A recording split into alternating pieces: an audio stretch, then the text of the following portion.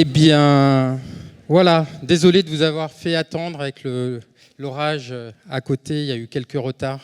Et vous avez vu, c'était pas forcément facile de s'inscrire, mais je pense qu'on a pu accueillir tous ceux qui ont pu se déplacer.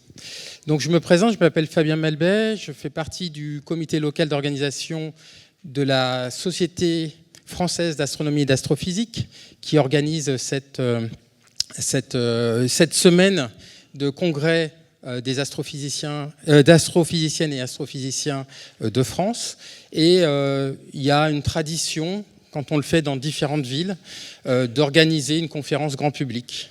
Alors il se trouve qu'à Grenoble, on a une spécificité, c'est que le laboratoire d'astrophysique, qui s'appelle l'Institut de planétologie d'astrophysique de Grenoble, a une grosse spécialité en exoplanètes. Et donc on a suggéré de faire cette conférence grand public sur quand même une discipline qui est relativement jeune, puisqu'elle a une trentaine d'années. Et donc, pourquoi le faire au musée de Grenoble? C'est intéressant, vous le verrez à la fin, on mettra, j'espère qu'on n'oubliera pas.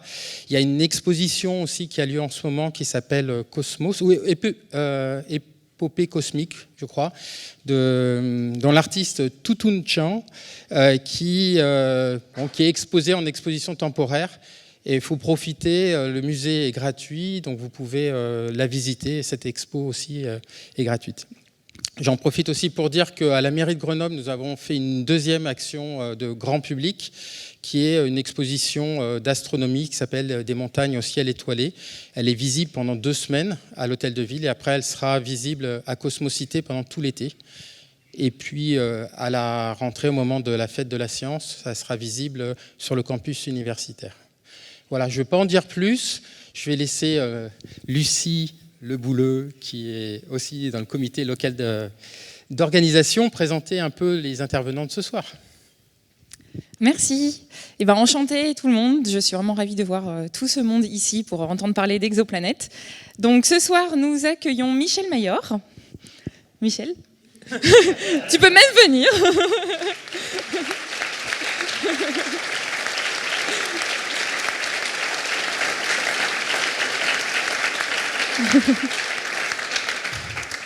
Donc Michel vient de l'Observatoire de Genève, comme on dit là-bas, et a fait notamment la découverte de 1995 de la première exoplanète qui orbitait autour d'une étoile de type, et qui orbite toujours autour d'une étoile de type Soleil. Et c'est pour cette découverte qu'il a eu le prix Nobel de physique en 2019 avec des collègues. Et enfin, on accueille aussi Lucille Mignon.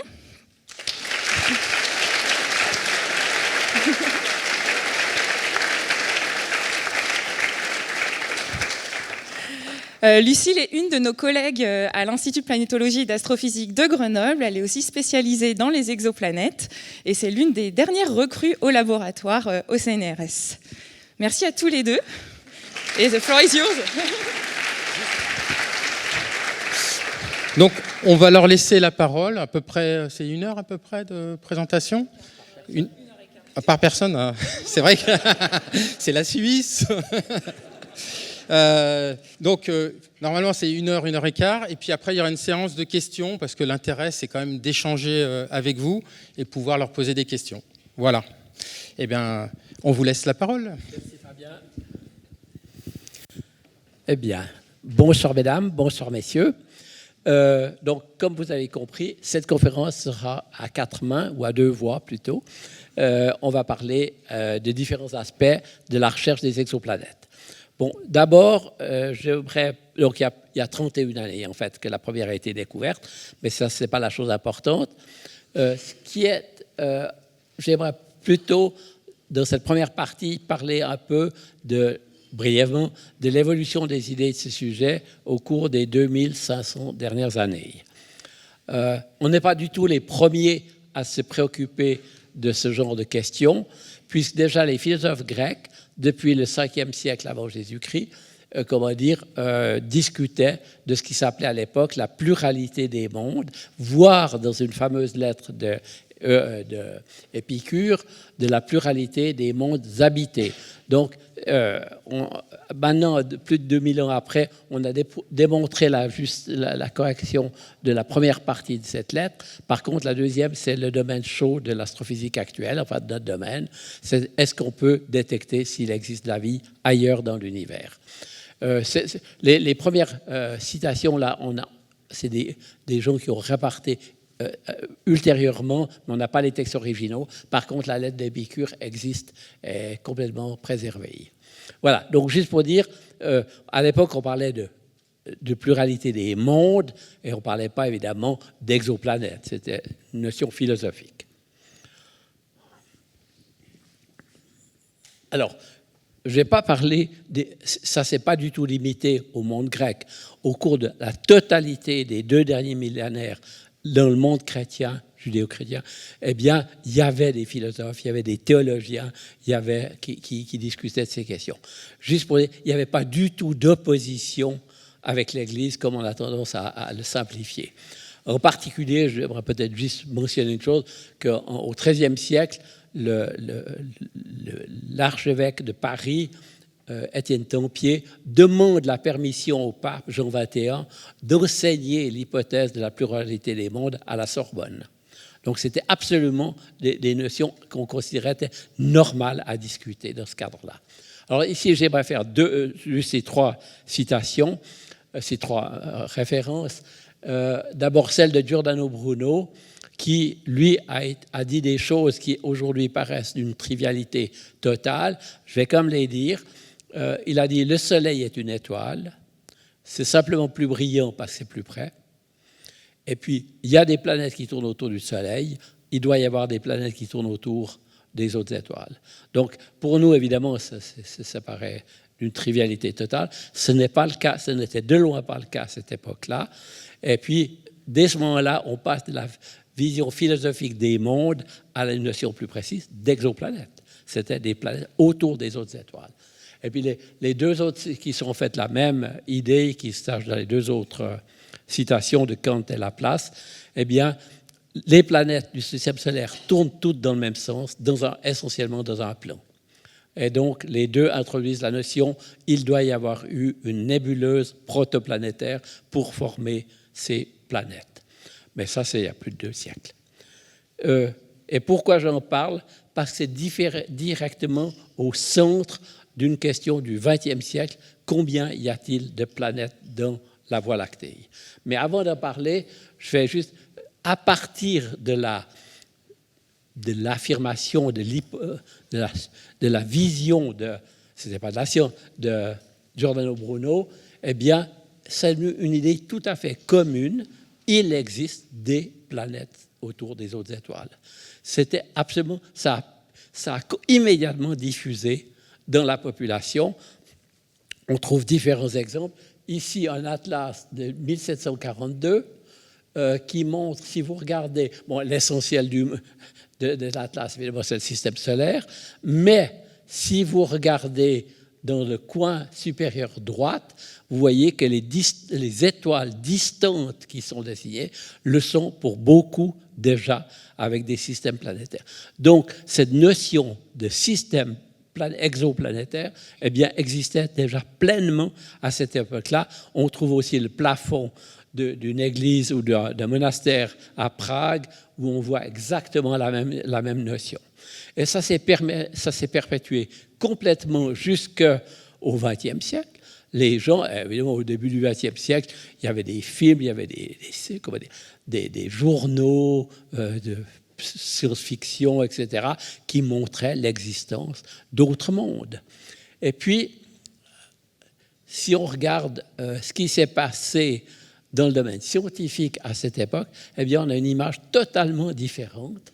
Et si on regarde l'évolution des estimations de systèmes planétaires dans la Voie lactée, au cours du XXe siècle, on voit que la littérature, eh bien, vous avez des grands noms de l'astronomie, Sir Jeans qui était à Cambridge, Shapley à Harvard, etc.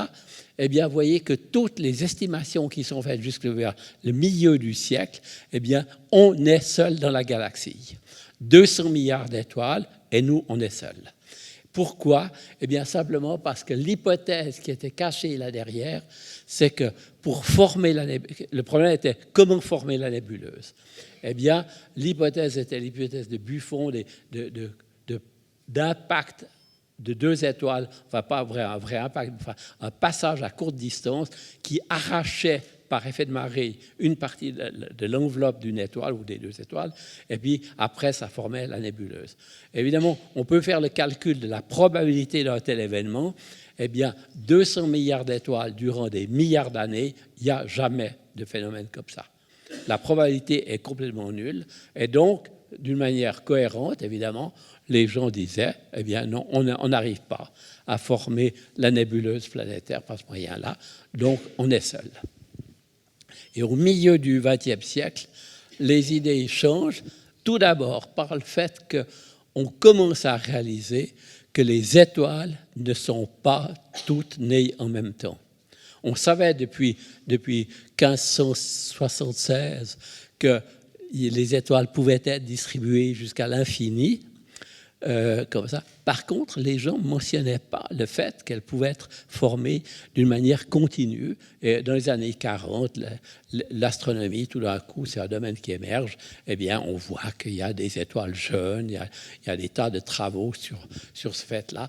Donc là, on voit cette complexité énorme d'un nuage de matière interstellaire qui va s'effondrer sous sa propre gravité et former de nouvelles planètes, de nouvelles étoiles dans la galaxie par effondrement. Mais c'est un problème compliqué, hein, parce qu'il y a des énormes contrastes de densité, du champ magnétique, etc., de la turbulence et tout, comme ça. C'est pas facile. Mais, comment dire, une chose est certaine, c'est quand vous formez une planète, une étoile dans ce milieu turbulent, eh bien, vous avez toujours trop de moments angulaires. Vous avez toujours une partie du gaz qui ne va pas pouvoir tomber sur l'étoile. Et c'était le maillon manquant, c'est l'origine des nébuleuses protoplanétaires que Kant et Laplace souhaitaient.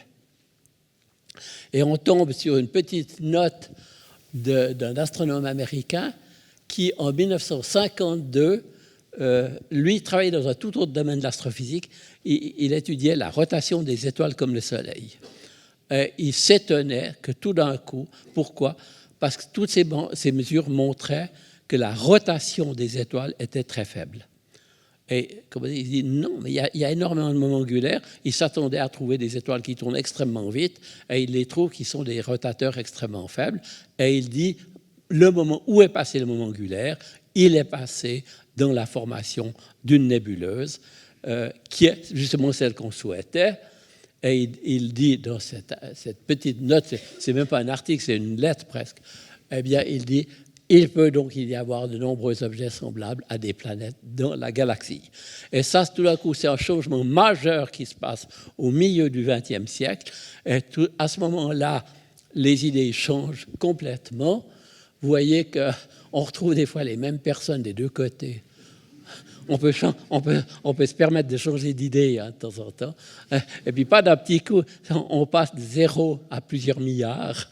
Voilà. Eh bien, vous voyez que les estimations faites aussi par des grands noms, hein, qu'on reconnaît là-haut, eh bien, on monte à des milliards, 10 milliards, 100 milliards. Voilà. Donc, en gros, les idées changent complètement. Et évidemment, après, est-ce qu'on peut les voir? Alors, les premières signatures de l'existence des nébuleuses protoplanétaires autour d'étoiles très jeunes, eh bien, viennent avec le développement de l'astronomie infrarouge, où on voit que, je vais essayer de prendre ça, eh bien, ici, vous avez l'émission due à l'étoile, ou alors prenons ici, et puis vous avez une énorme queue de distribution à basse énergie qui est due au rayonnement des poussières de la nébuleuse. Donc la première signature vient de l'astronomie infrarouge. On ne les voit pas, mais on les détecte dans le domaine spectral. Et puis, on arrive en 1995, le télescope spatial Hubble, avec sa résolution bien supérieure, eh bien, se met à observer un certain nombre d'étoiles jeunes qui sont en train de sortir de la nébuleuse. C'est des étoiles qui ont, disons, 4 millions d'années. Donc, comparé aux 4 milliards d'années du système solaire, ou plus même, eh bien, c'est de l'ordre donc 1000 fois plus jeune que le système solaire. Donc, c'est réellement des étoiles jeunes. Et on voit qu'avec le télescope spatial, elles sont toutes entourées d'un disque de poussière qui bloque la luminosité de la nébuleuse et donc apparaît par des petits cercles noirs qui les entourent. Donc, dès ce moment-là, on les voit. Mais évidemment, les gens étaient déjà convaincus de leur réalité et on se pose la question, comment les détecter? Ici, on a en gros partout, parce que c'est un sous-produit obligatoire de la formation des étoiles elles-mêmes. Donc, a priori, il y a autant de systèmes planétaires que d'étoiles. Donc, on se dit, on prend les étoiles les plus proches, il suffit de regarder. Malheureusement, le rapport de luminosité est tellement grand entre l'étoile et ce qui est réfléchi par la planète. Typiquement, dans le visible pour le système solaire, il y a à peu près un facteur 1 milliard entre le Soleil et la lumière réfléchie par la Terre. Voilà. Dans d'autres longueurs d'onde, ça peut être 1 million, mais ça reste quand même énorme. Donc, on est toujours ébloui par la lumière de l'étoile et on ne voit pas la planète, d'où la nécessité de développer des méthodes indirectes. Et la méthode que l'on a utilisée avec nos collègues de l'Observatoire de Haute-Provence et de Marseille, c'est de développer un nouveau type de spectrographe qui capitalise sur le fait que dans le système de la lumière émise par une étoile, par exemple comme le Soleil, vous avez donc ce qu'on appelle l'arc-en-ciel, enfin le spectre ici, mais en fait, ce n'est pas aussi lisse qu'on a l'impression ici. En fait, c'est une forêt de transitions atomiques extraordinairement riche et qui, ensemble avec l'effet Doppler, va se déplacer en fonction du temps. Quand vous avez l'étoile et une planète qui tourne autour, eh bien, ces planètes vont tourner, l'étoile va tourner aussi autour du centre de gravité. On ne voit pas la planète, mais l'étoile tourne autour du centre de gravité du système. Évidemment, comme l'étoile est beaucoup plus lourde que la planète, eh bien, elle va faire un tout petit mouvement autour du centre de gravité, d'où la nécessité de développer un spectrographe qui est très sensible. Et ça a été fait dans les années 90 à l'Observatoire de Haute-Provence. Et on voit ici ce qui se passe. On voit la mesure de la vitesse en fonction du temps. À un moment donné, l'étoile se rapproche de vous, s'éloigne, se rapproche de vous, s'éloigne, et on voit que le spectre de l'étoile varie par rapport à une référence de longueur d'onde. Évidemment, c'est des effets extrêmement petits, et comment dire, et toute la difficulté venait de ce fait-là, de ce fait-là. Alors, à partir de l'idée, disons, peut-être à titre, peut-être c'est bon de le rappeler, la première idée d'utiliser les changements de vitesse radiale a été faite par un astronome qui n'est pas très connu, Beloritsky, qui, pendant la dernière guerre, avait trouvé refuge à l'Observatoire de Haute-Provence parce qu'il était polonais, juif polonais. Et puis, il a, dans une toute petite lettre pour astronomes amateurs, il dit, oui, on pourrait, si on développait bien la méthode de Doppler, pourrait voir le changement de vitesse et détecter l'existence de planètes. Et puis, évidemment, ça n'a pas donné, à l'époque, c'était complètement hors des possibilités techniques. Et puis, se trouve, je l'ai déjà mentionné, et à partir de là, eh bien, il y a une grande suite de développement de différents types d'instrumentation qui toutes visent à essayer d'améliorer la précision des vitesses. Comme ça. Alors, toutes celles qui sont en jaune, rose, là, n'ont pas été vraiment données à lors de programmes systématiques de mesure. Par contre, celles qui sont en blanc, eh bien, ont été poursuivies. La première, c'est les Canadiens, Campbell et Walker, qui arrivaient à peu près à une mesure de 15 mètres par seconde. Donc 15 mètres par seconde, c'est comme des vitesses significatives. Et puis après, arrive Marcy et Butler en Californie avec une autre technique, et puis nous-mêmes, etc.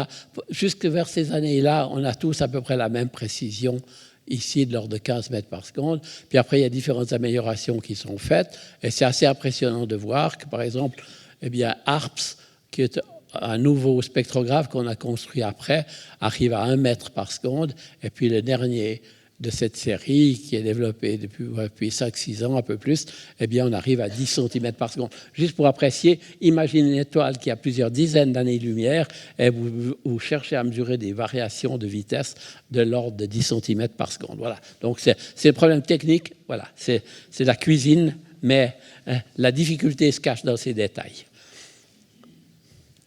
Alors, on démarre, après avoir construit l'appareil, eh bien, on démarre un programme systématique. On avait sélectionné déjà des étoiles comme le Soleil qui n'étaient pas des étoiles doubles. Et puis, on s'attendait à trouver éventuellement des planètes ou des étoiles compagnonnes qui sont des naines brunes, des étoiles dégénérées, qui n'ont pas plutôt trop petites pour amorcer le réacteur nucléaire dans leur cœur. Et puis, on partait pour un gros programme de plusieurs années. Et la surprise, c'est qu'après quelques mois, on avait les premières signatures qu'il y avait... Enfin, c'était l'horreur parce qu'il y avait beaucoup trop d'étoiles qui variaient en vitesse. Mais le problème, l'immense majorité, c'était dû à l'atmosphère, les variations de l'atmosphère de l'étoile elle-même. Mais il y en a une qui résistait, 51 Pégase, une étoile relativement brillante, et puis mesurée avec sur ce télescope relativement ancien de l'ordre de 2 mètres de diamètre. Alors ça, c'est le début de cette histoire. Donc, ça se traduit par une chose très modeste. Hein. C'est la vitesse en fonction du temps. On voit la variation ici, comme ça. À l'époque, la barre d'erreur est encore pas négligeable du tout, de l'ordre de 15 mètres par seconde, comme ça. Et alors, la surprise arrive, c'est que la masse estimée ici est de l'ordre de la moitié de la masse de Jupiter, donc une planète géante, mais qui tourne en 4,2 jours autour de l'étoile. C'est-à-dire l'année de cet objet, c'est 4 jours. Voilà. Et l'ennui, c'est que la théorie, à l'époque de la formation des planètes géantes, prédisait que ça devait être au moins 10 ans. Alors ça allait bien avec les observations. Le système, Jupiter, Saturne et autres avaient des périodes plus longues, donc tout était parfait. Et là, on trouve un objet qui avait 4 jours de période. Donc, ça fait seulement un désaccord d'un facteur 1000. Donc, on s'est dit qu'il fallait peut-être répéter nos mesures la saison suivante pour, en gros, c'était éliminer des hypothèses alternatives telles que les problèmes magnétiques des atmosphères stellaires. Et donc, ce que l'on a fait, et c'est seulement qu'en 1995, donc il y a 31 ans, qu'on a osé annoncer ce travail-là. Et quelle est l'hypothèse quelle est une partie de l'explication pourquoi on a des planètes géantes si près des étoiles? Eh bien, c'est qu'il y a un phénomène qui avait été complètement négligé dans l'explication pour former des systèmes planétaires, eh bien, c'est qu'il y a une interaction entre... Alors ça, c'est une simulation. Hein. Ici, vous avez un disque de gaz et de poussière. Ici, vous avez une jeune planète qui vient de se former. Elle va induire des excès de densité de poussière et de gaz à certains endroits où il y a des résonances avec son mouvement, ici. Et puis, elle va prendre toute la matière qui se trouve ici dedans. Et inversement, les excès de matière qui se trouvent sur les résonances vont réagir en faisant évoluer l'orbite de la planète, et elle va soit spiraler pour la plupart du temps vers l'étoile, mais elle pourrait aussi partir vers l'extérieur. Et ce qui est assez intéressant au niveau de l'évolution des idées, c'est qu'en fait, ce phénomène avait déjà été étudié au détail par Goldreich et Tremen 15 ans précédemment, mais personne n'avait tenu compte de ce phénomène. Pourquoi ? Parce que Goldreich et Tremen étudiaient un autre problème qui était le problème de la capture des nuages de Magellan par la galaxie. En gros, mathématiquement, c'est le même problème. Vous avez un point masse qui tombe dans le disque de la galaxie et qui va subir ce phénomène de migration orbitale. Mais néanmoins, dans l'abstract de ce papier, Goldreich et Tremen disent Jupiter n'est pas né au même endroit. où il est actuellement. Et ça, c'est assez intéressant que personne n'en a tiré les conséquences, c'est qu'il pouvait y avoir des planètes de courte période. Après, et puis il y a eu d'autres travaux en fait qui ont été faits, et c'est seulement après la découverte de 51 PEG que tout d'un coup, on réalise que c'est un phénomène majeur, on va le revoir ce soir, un phénomène absolument majeur pour expliquer la formation des planètes ou des systèmes planétaires. Alors évidemment, ces fameux disques protoplanétaires, je les ai déjà évoqués avant, mais maintenant, on dispose, comme je dis, les astronomes, disposent d'outils incroyables.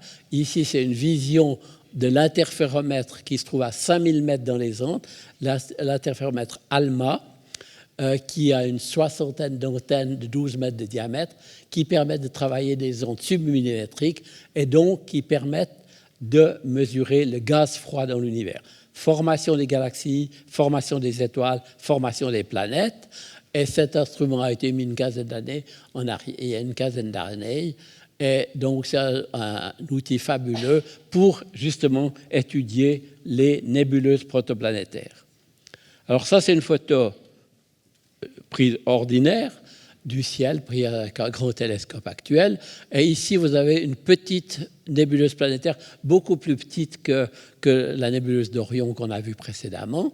Et on sait que, par l'observation, qu'il y a 2 étoiles jaunes qui se trouvent dans cette nébuleuse ici.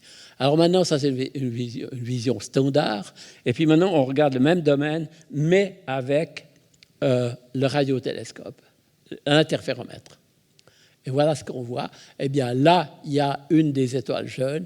Et voyez la structure que vous observez, qui vous rappelle terriblement la simulation qu'on a vue précédemment, avec la possibilité que ce soit justement une vue de la formation, un nouveau système multiplanétaire. Actuellement, ce genre d'étude connaît un énorme succès, puisque, évidemment, les gens qui font ce genre de travaux ont étendu leur échantillon et on voit que c'est une caractéristique tout à fait générale des étoiles jeunes. Évidemment, ces disques, ils n'existent plus. Après un certain nombre de millions d'années, ils vont disparaître. Donc, pas de panique, le système solaire, la Terre, elle va rester sur son orbite. Alors, ayant, vu qu'on était capable de trouver des planètes à l'Observatoire de Haute-Provence avec un premier spectrographe, évidemment, on y a pris goût et on a tenu compte de tous les facteurs qui permettaient d'augmenter la précision de ce système-là.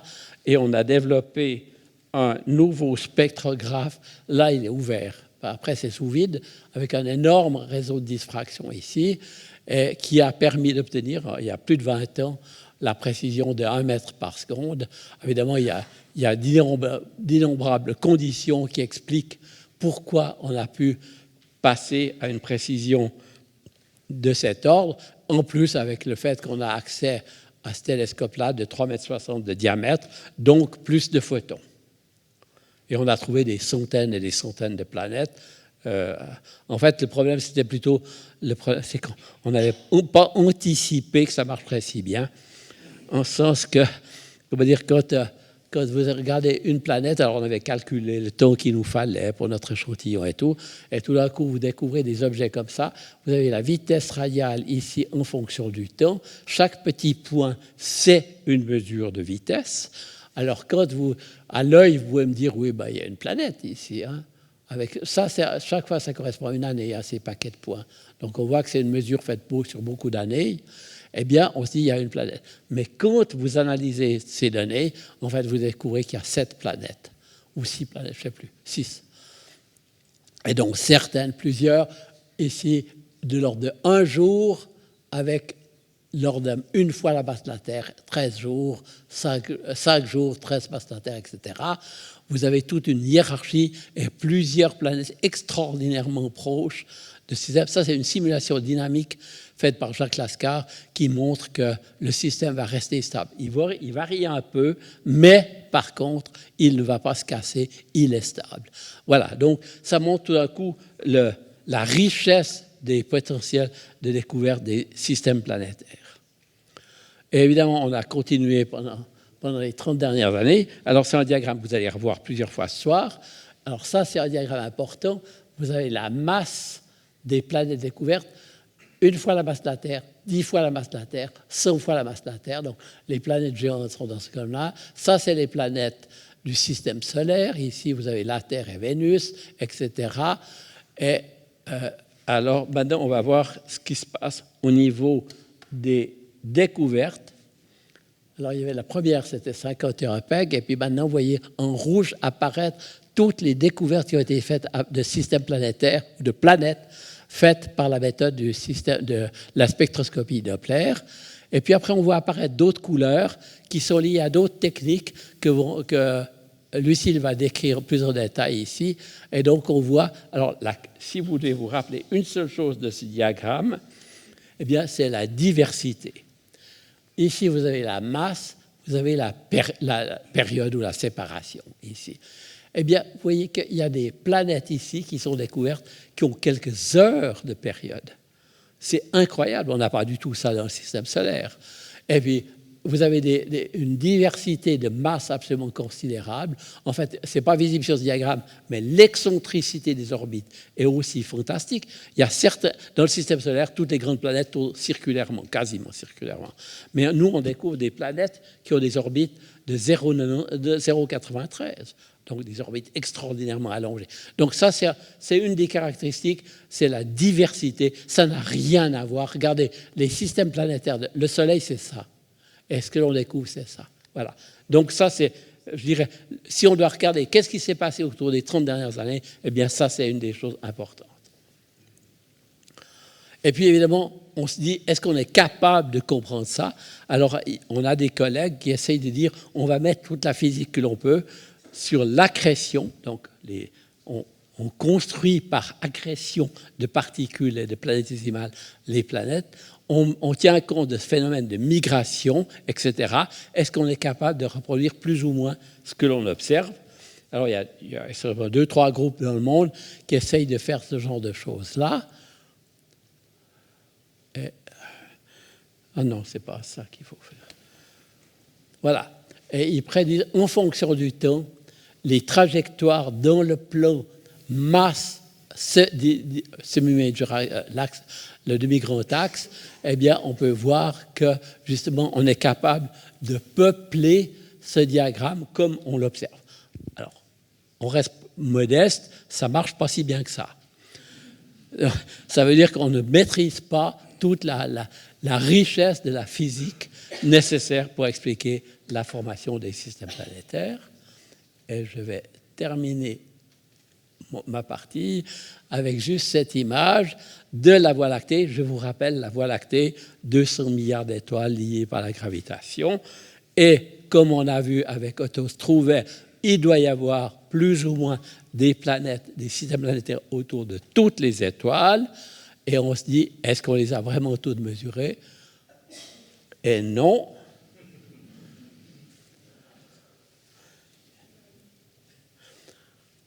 Ah, j'ai fait faux.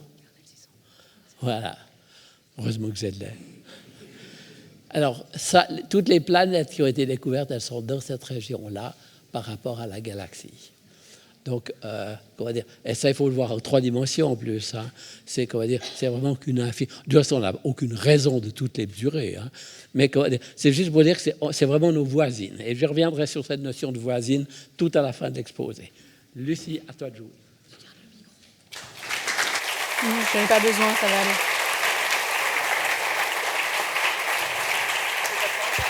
Oui, normalement, c'est bon. Ok. Merci Michel. Alors moi, dans cette deuxième partie, je vous propose de revenir sur la diversité. Michel vient d'en parler, il a parlé de diversité d'exoplanètes. Et en fait, on va revenir un peu sur ce graphique où ça apparaissait un peu chronologiquement, comme ça, année par année. On ne va pas le faire année par année, on va le faire méthode par méthode. Pourquoi? Parce qu'avec chaque méthode, on va essayer de voir les limites, c'est-à-dire les limites actuelles. Est-ce qu'il y a des limites qu'on ne peut pas dépasser, des limites intrinsèques, des limites fondamentales ou des limites instrumentales qu'on pourrait dépasser? Et du coup, à quoi ça sert de les dépasser? Parce que qu'est-ce qu'on va aller chercher? Qu'est-ce qu'on n'a pas pu détecter? Et qu'est-ce qu'on essaie de détecter? Donc on reprend ce graphique. Michel l'a déjà expliqué. Un graphique, 2 axes, un axe vertical, un axe horizontal. Sur l'axe vertical, vous avez la masse des exoplanètes. Et sur l'axe horizontal, vous avez ce qu'on appelle la séparation. C'est la distance entre l'étoile et sa planète. Okay, plutôt que de prendre le système métrique avec des grandeurs impossibles, on se place dans notre référentiel. Donc à 1 en masse, c'est la masse de la Terre. Au-dessus, plus gros que la Terre. En dessous, plus petit que la Terre. Pour ce qui est de la séparation, on va faire pareil. 1, c'est la distance entre la Terre et le Soleil. Tout ce qui est en dessous de 1, c'est plus près de son étoile que nous, de la Terre. Tout ce qui est au-delà de 1, c'est plus loin de son étoile que nous, de la Terre.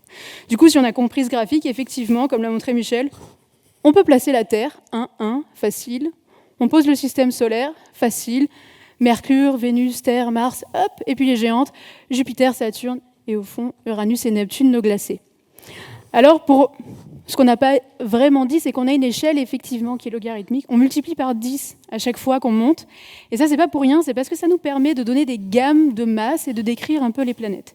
Donc, plutôt que parler en chiffres, on va un peu parler en population. En fait, tout ce qui aura à peu près la masse de la Terre, on va dire que c'est des terres. Et quand c'est un peu plus gros, on va dire des super-terres. Parce qu'en astrophysique, on est un peu explicite, c'est plus facile.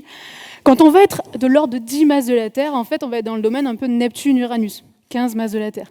Du coup, on va dire que c'est des Neptunes. Puis quand ce sera plus petit, mini-Neptune. Quand on arrive à 100 masses de la Terre, c'est Saturne, 315, c'est Jupiter, on va dire que c'est le domaine des Jupiters. Et quand c'est plus gros, super Jupiter. Ce qui fait que du coup, quand je vous parlerai de Jupiter, vous savez ce que c'est. Quand je vous parle de Neptune, vous savez ce que c'est. Quand je vous parle de Terre et de super-Terre, vous savez que c'est des terres en un peu plus gros. Facile. Ok.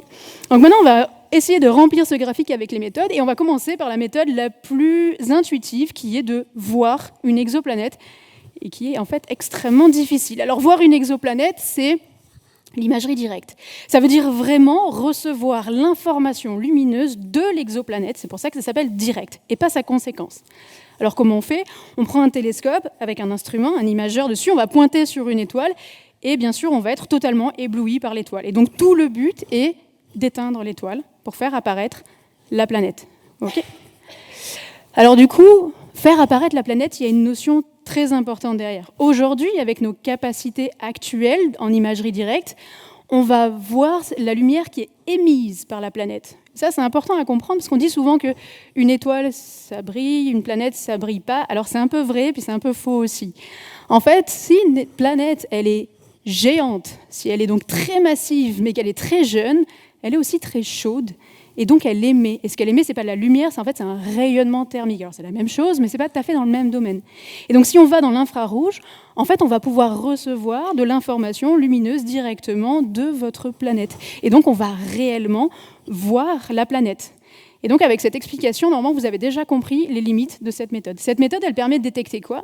Elle permet de détecter des planètes qui sont massives, qui sont jeunes, qui sont chaudes et surtout qui sont loin de l'étoile. Pourquoi ? Parce qu'intuitivement, pour un miroir donné, en fait, c'est plus difficile de distinguer la lumière de l'étoile de la lumière de la planète quand la planète elle est près de l'étoile que quand elle est loin de l'étoile.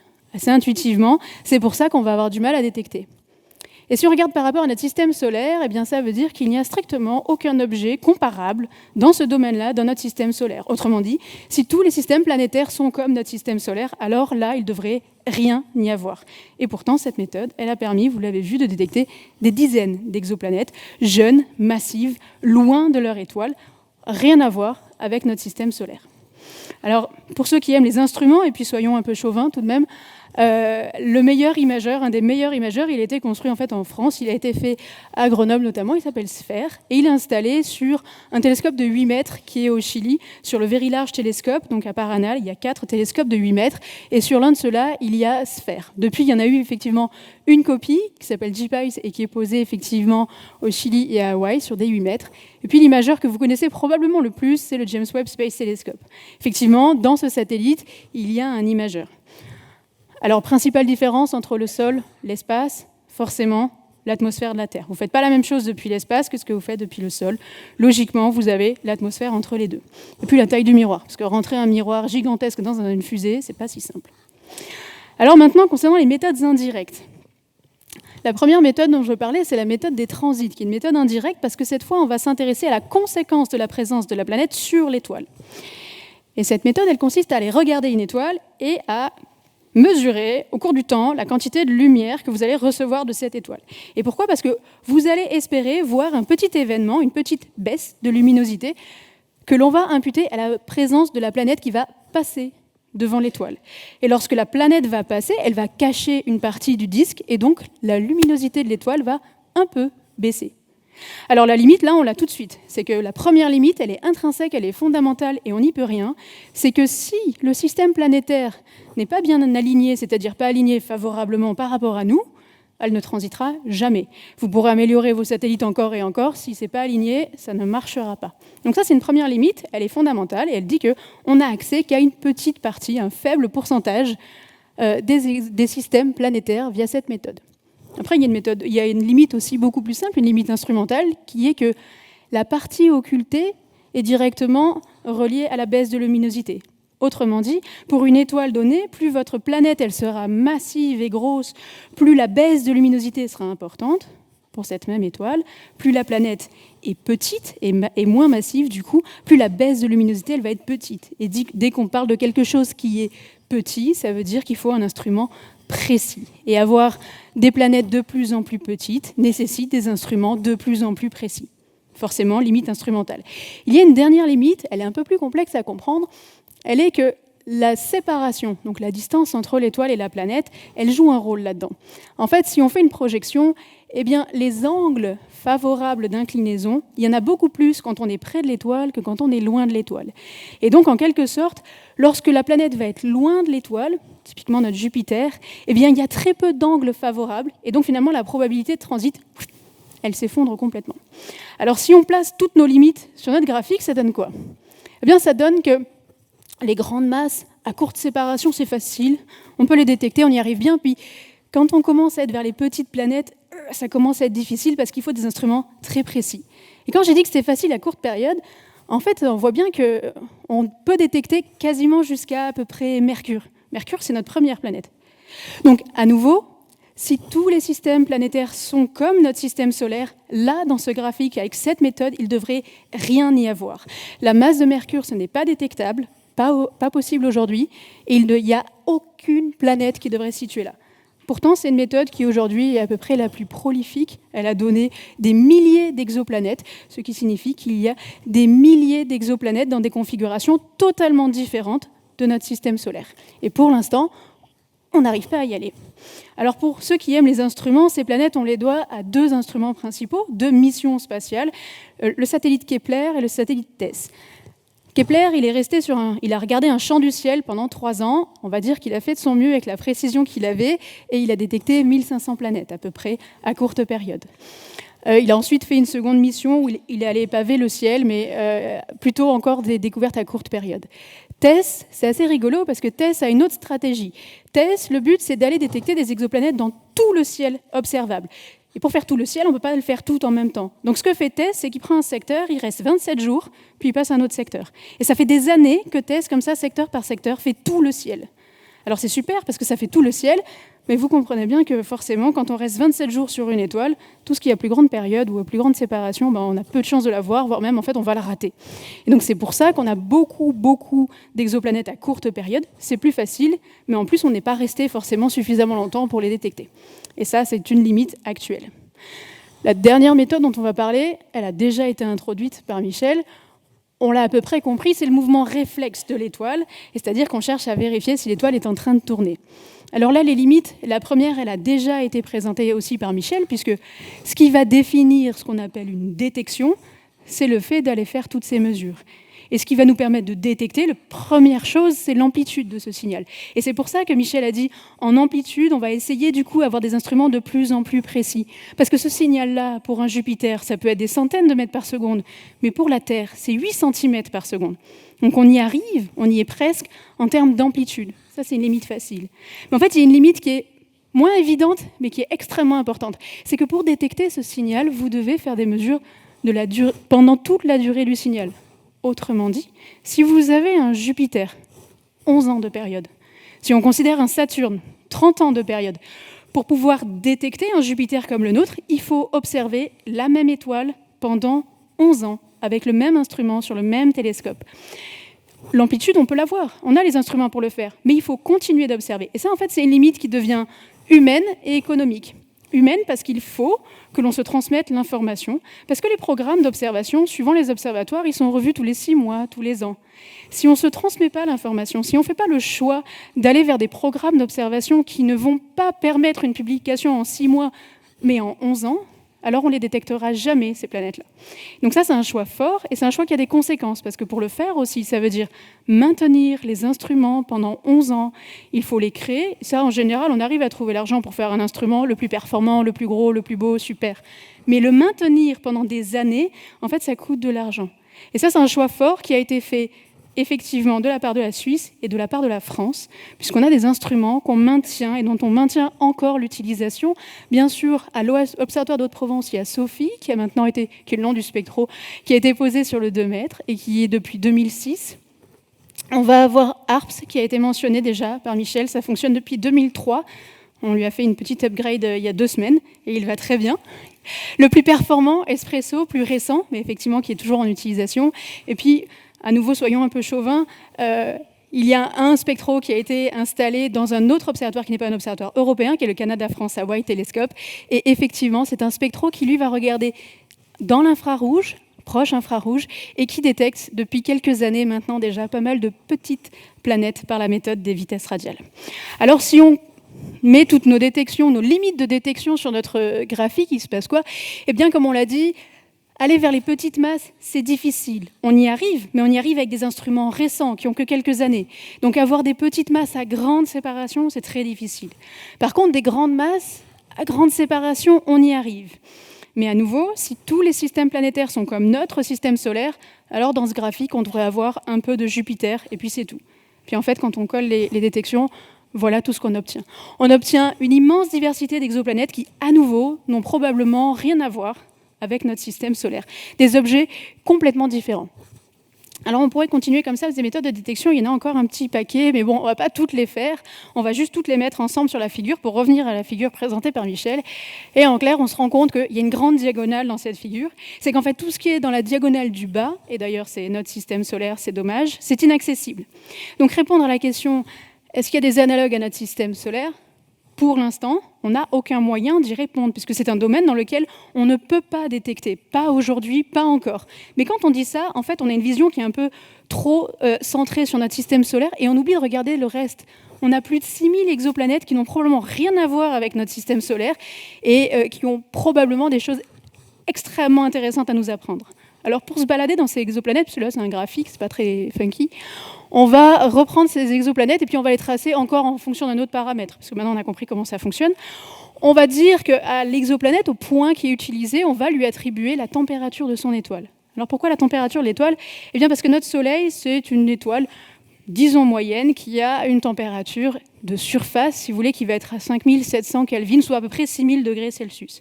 Mais en fait, 80% de la population stellaire autour de nous, dans notre galaxie, eh bien, ce sont des petites étoiles. Alors, quand elles sont plus petites, en fait, elles sont moins massives et surtout, elles sont moins chaudes. Et donc, on va avoir des étoiles beaucoup plus froides. Et je sais qu'on est dans un musée, mais en physique, quand c'est chaud, c'est bleu, et quand c'est froid, c'est rouge. Donc ici, plus les points seront rouges, plus l'étoile sera froide, plus les points seront jaunes ou blancs, plus ce sera une planète qui tourne autour d'une étoile comme le Soleil. Et on va replacer nos détections. Alors, quand on les place, voilà à peu près ce qu'on obtient. On va aller un peu explorer ce graphique pour comprendre ce qu'on a. En fait, là, on a les planètes les plus drôles. On a les analogues à 51 Pegg-B, la première découverte. C'est ce qu'on appelle des Jupiters chauds. À nouveau, on est assez explicite. C'est un Jupiter, c'est près de l'étoile, c'est chaud, c'est un Jupiter chaud. Alors, ces planètes, il faut bien comprendre qu'elles sont très particulières. Elles peuvent avoir la même masse que Jupiter, mais comme elles sont très près de leur étoile, elles sont aussi très chaudes. Et donc, en général, elles sont très enflées, un peu puffy, si vous voulez. C'est un truc beaucoup plus gros que notre Jupiter, parce qu'elles sont très chaudes. On part de plusieurs milliers de degrés, parfois 2000 degrés, 3000 degrés. Mais ce qu'il y a de très rigolo, c'est que comme elles sont très près de leur étoile, elles vont se synchroniser avec leur étoile. Et la synchronisation avec l'étoile, ça veut dire qu'elles vont toujours montrer la même face à l'étoile. Un peu comme nous, la Lune, qui nous montre toujours la même face. Et donc, on va avoir des planètes qui vont avoir une face jour et une face nuit. Et il va y avoir une différence de température incroyable entre ces deux côtés. Et donc, on va avoir des vents, on imagine, complètement fous dans ces planètes, ces géantes gazeuses, parce que du coup, elles ont des conditions complètement différentes d'un côté et de l'autre. Alors pour reprendre une citation d'un de mes collègues de l'IPAG qui travaille sur ces objets, il dit que sur Terre, lorsqu'il fait chaud, l'eau s'évapore. Eh bien, pour vous donner une espèce d'image chaotique que peut être ce genre de planète, eh bien, sur ces planètes, lorsqu'il fait chaud, c'est le fer qui s'évapore, et sur la partie nuit, il pleut du fer. Un peu difficile à comprendre, mais assez rigolo somme toute. Chose importante, il y a très peu de points rouges et beaucoup de points jaunes. Et ça, on le retrouve dans les Jupiters qui sont là. Alors les Jupiters, il y a très très peu de points rouges, ce qui veut dire qu'en fait, des Jupiters, il y en a très peu autour des petites étoiles. Alors pour certains, ça pourrait paraître évident de dire oui, on forme moins de gros machins autour des petits machins, mais c'est pas si évident que ça de comprendre. Et effectivement, lorsqu'on fait la fréquence d'occurrence de planètes, alors on en fait avec Michel tous les deux, et effectivement, on se rend compte qu'il y a moins de planètes géantes autour des petites étoiles qu'autour des autres étoiles. Et autour des autres étoiles, on pourrait s'attendre à ce qu'il y en ait au moins 50% et beaucoup moins autour des petites. Alors si on descend un petit peu en masse, on arrive, on a dit, au domaine des Neptunes. Alors les Neptunes, comme dans notre système, vous voyez, elles sont un peu loin, les Neptunes glacés, c'est un domaine qu'on ne peut pas détecter. Donc on n'a pas vraiment détecté d'analogue à nos Neptunes à nous. Par contre, vous voyez, on en a détecté des plus près. Et il y en a beaucoup qui sont jaunes, etc., blanches, ce qui veut dire que c'est des Neptunes très chauds. Ils sont près de leur étoile et ils reçoivent beaucoup plus d'énergie de leur étoile. Et Neptune, ça n'a pas la masse de Jupiter, on a dit. Et donc un Neptune, ça a du mal à retenir son atmosphère. Et ce qui a été montré ces dernières années, c'est que les Neptunes, en se rapprochant de leur étoile, ils ont tendance à perdre leur atmosphère. Et donc on va avoir ce qu'on appelle un échappement atmosphérique, qui est mesuré depuis quelques années, où effectivement, c'est un peu comme une queue cométaire pour les comètes. Là, c'est gigantesque. C'est un Neptune qui est en train de perdre une partie de son atmosphère. Et puis si on regarde, on voit qu'il y a une surpopulation de ce qu'on appelle des mini-Neptunes, comme un peu des petits Neptunes. Alors, une théorie serait de dire que comme ils ont perdu leur atmosphère, ils deviennent plus petits, moins massifs, et ça fait des mini-Neptunes. Une autre théorie serait de dire qu'ils se forment ainsi, totalement peut-être différemment de nos Neptunes. Ça, on n'a pas la réponse actuellement.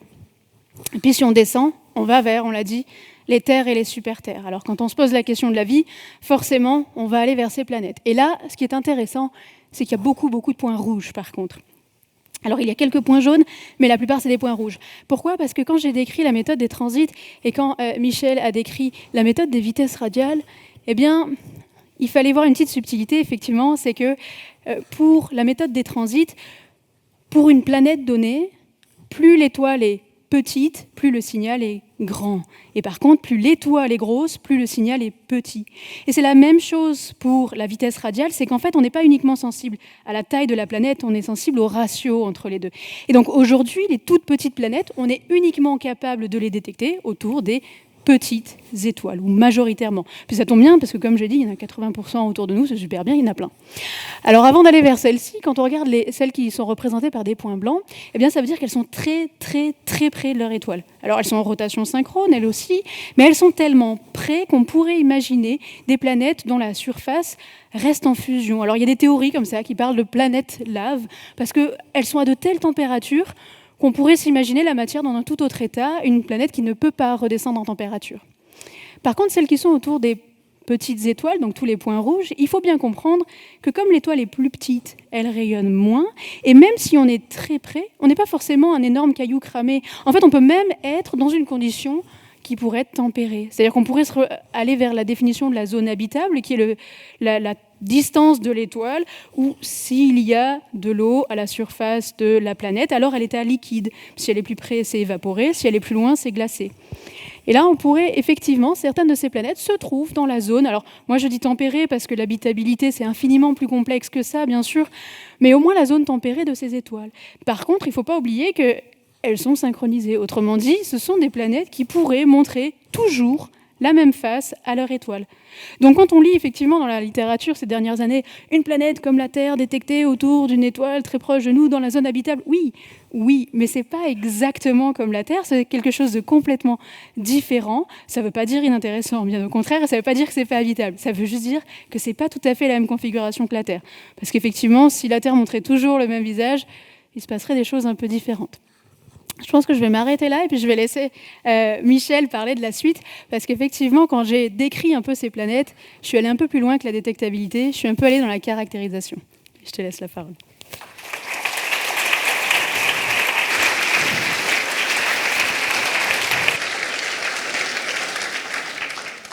Bon, maintenant, revenons à Épicure. Il faut essayer de démontrer la deuxième partie de sa lettre, avec 2000 ans de retard. Donc, la question, actuellement, qui est au sommet des agendas des grands observatoires, des instituts, eh bien, est-ce qu'on est capable, d'abord, est-ce que la vie existe dans l'univers, et encore plus, est-ce qu'il est possible de la détecter? Quelles sont les méthodes que l'on peut... Alors, on se rappelle la remarque qui a été faite au début de cet institut, de cette soirée, eh bien, c'est que le rapport de luminosité, qui a été explicité par Lucie, le rapport de luminosité est tellement terrible, eh bien, vous ne pouvez pas mettre une raye de spectrographe pour faire l'analyse chimique de l'atmosphère de la planète. Et alors, comment est-ce qu'on va pouvoir s'en sortir pour étudier? Alors, heureusement, pour une fois, la nature nous aide, puisqu'elle nous offre gratuitement un spectrographe.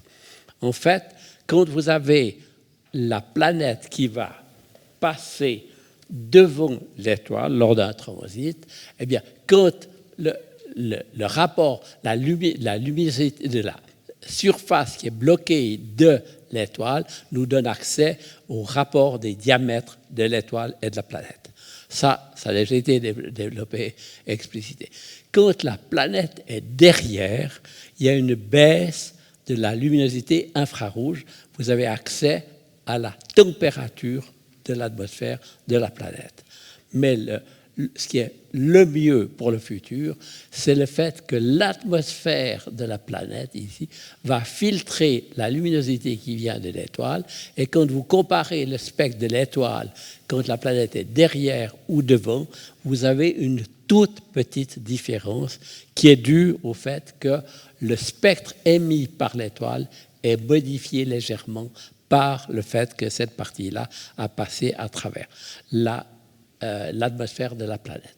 Donc ça nous donne accès gratuitement, enfin c'est une manière de dire, comment dire, ça nous donne, non, il n'y a pas un instrument à construire, il faut simplement beaucoup de photons et la capacité de mesurer à différentes longueurs d'onde l'opacité du milieu qui va régler le contraste du transit. Alors, on se rappelle les dimensions relatives. Ici, vous avez le Soleil avec toute son irrégularité due au fait que c'est une zone convective. Donc, vous avez des cellules convectives qui montent à 1000 mètres par seconde vers vous, et d'autres, évidemment, qui vont redescendre, le gaz redescend, comme dans une marmite qui est en train de cuire. Et comment dire, c'est uniquement parce que vous avez des millions de cellules convectives que la moyenne vous donne accès à une précision du mètre par seconde, voire mieux si l'on peut. Mais l'ennui, c'est que vous avez des phénomènes magnétiques qui créent des taches, il y a des éruptions, etc. Le champ magnétique va geler à certains endroits la vitesse du gaz et donc ça perturbe en permanence la vitesse mesurée, apparente, que vous allez mesurer. Et alors, pire que ça, vous regardez à la dimension, la Terre, elle est là, à comparer avec le disque du Soleil. Et donc, quand vous voyez... alors, on peut faire le calcul ensemble. En gros, le diamètre de la Terre est environ 100 fois plus petit que le diamètre de l'étoile, du Soleil. Donc, la surface de la Terre, quand elle cache le Soleil, eh bien, c'est 1/10 millième. Donc, la baisse de luminosité est de 1/10 millième, et qui va être périodique, évidemment. Et donc, c'est extrêmement faible. Et quand vous tenez compte de toutes ces perturbations, c'est l'horreur totale. Et actuellement, il a été dit que Espresso arrive à 0,1 mètre par seconde, mais quand vous mesurez la vitesse d'une étoile, vous avez un bruit toujours, même dans les cas favorables, de au moins 1 mètre par seconde. On est dominé par cet énorme bruit magnétique ici. Et puis on voit ce qui se passe. Évidemment, les grosses planètes, ça va mieux. Hein. On voit que la méthode des transits va marcher beaucoup mieux. Donc, on voit ce qu'on va faire. On prend... Par exemple, ici, je vais donner un exemple de ce type de mesure faite avec le James Webb Telescope, comme ça. Donc, télescope de 6,5 mètres en orbite, mais dont le revêtement de la surface est en or, ce qui donne accès à l'infrarouge, contrairement à Hubble. Et donc, on reprend notre diagramme et on voit qu'on va s'intéresser, il y a beaucoup de programmes, c'est incroyable parce que le télescope de James Webb a mis presque 20 ans pour être construit, coûte plus de 10 milliards, et actuellement, eh bien, à peu près 30% du télescope est dédié uniquement aux exoplanètes. Voilà, ça donne une image de l'importance qu'a pris ce domaine au cours des dernières années.